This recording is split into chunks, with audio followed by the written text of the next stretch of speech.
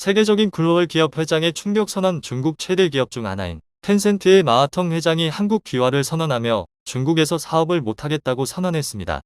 중국 1위 테크 기업 텐센트, 한국산업협회 가입 추진.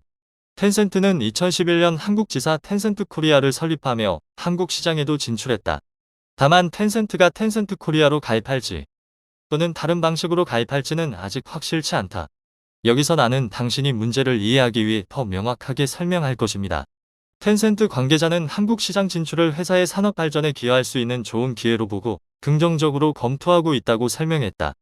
지나친 간섭과 규제로 도저히 기업을 꾸릴 환경이 못 된다고 말한 그는 자유로운 한국에서 자신의 뜻을 펼치겠다고 주장 한국으로 귀화하면서 텐센트 중요 기업들을 한국으로 이전하겠다고 말했습니다.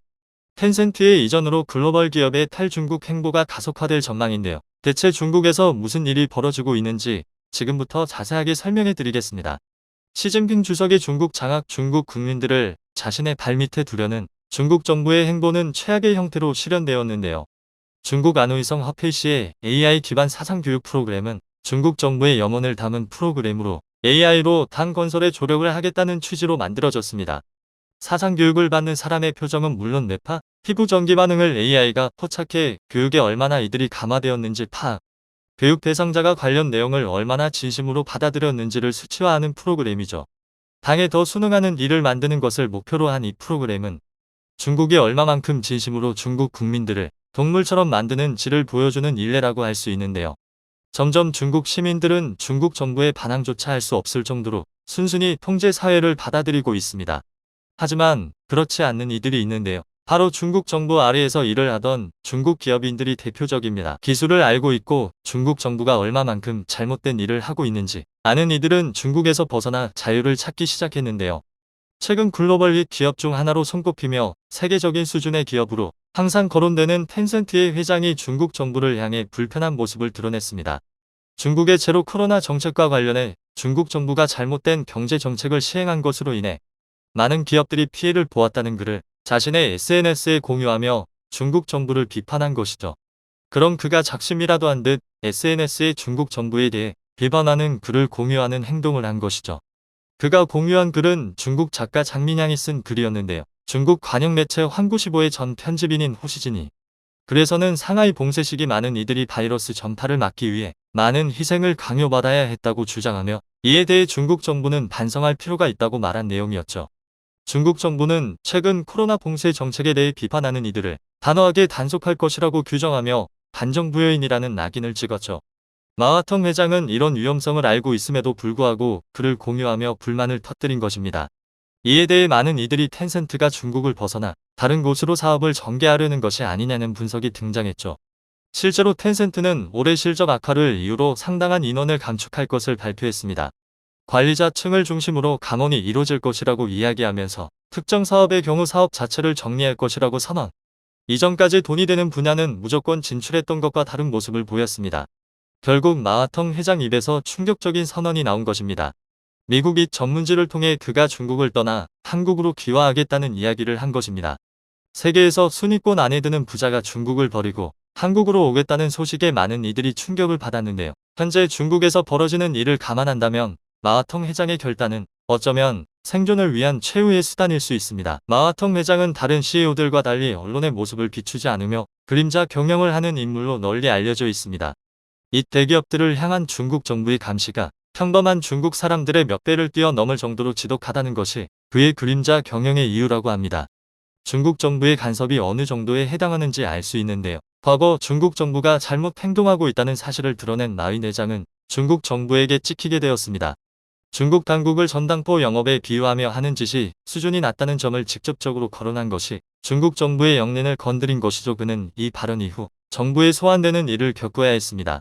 소위 말하는 소환은 단순히 정부를 찾아가는 행위가 아니라 중국 기업들 입장에서 최고의 형벌이나 마찬가지입니다. 자신의 잘못을 뉘우치는 자아 비판은 물론이고 중국 정부에 협조적으로 나오겠다는 발언을 해야만 무사히 밖으로 나올 수 있을 정도로 공포스러운 일이 바로 소환이죠. 마윈은 소환을 한 번만이 아니라 여러 번 당해야 했습니다.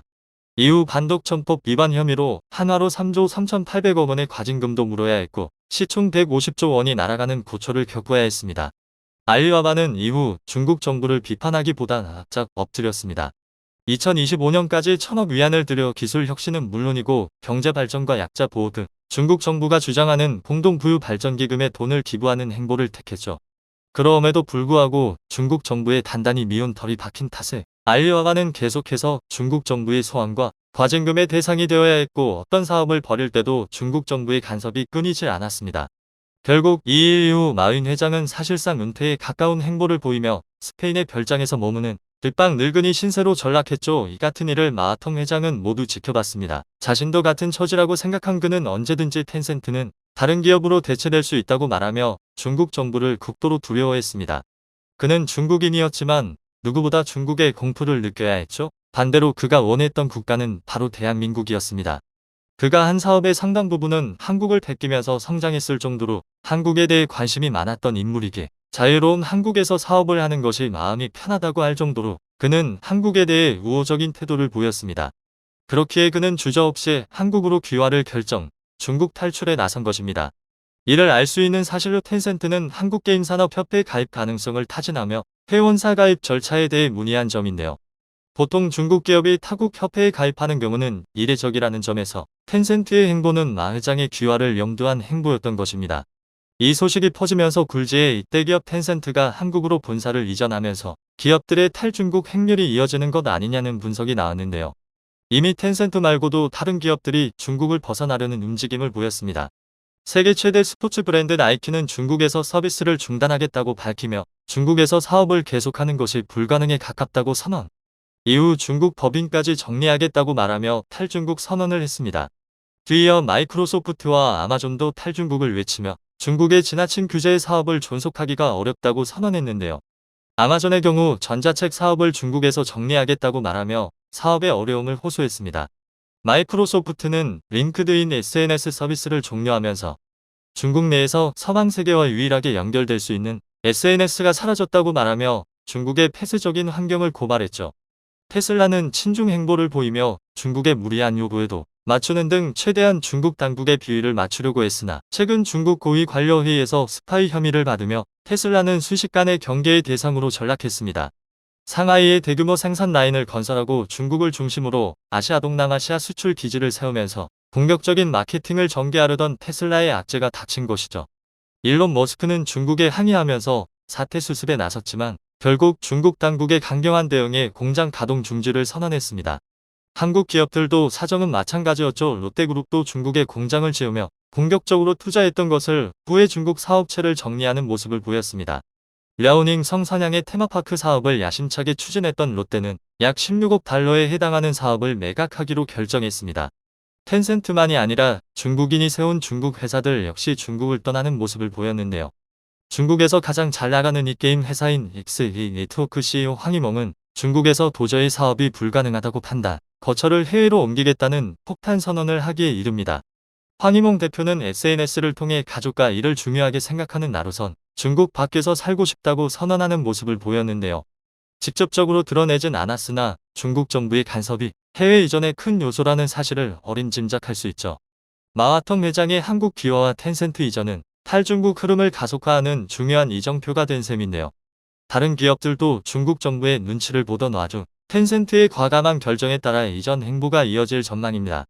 텐센트의 이전으로 한국 GDP가 상승할 수 있다는 설이 나온 만큼 이번 결정에 중국 정부는 화들짝 놀라며 마하텅 회장에 대해 소환이 이루어질 것이라는 전망이 지배적인데요. 마하텅 회장의 결단에 박수를 보내며 중국 정부를 떠나는 기업들이 무사히 중국의 소나기에서 벗어나길 바라며 한국으로 넘어와 사업을 이어나가길 기원해 보겠습니다. 시청해 주셔서 감사합니다.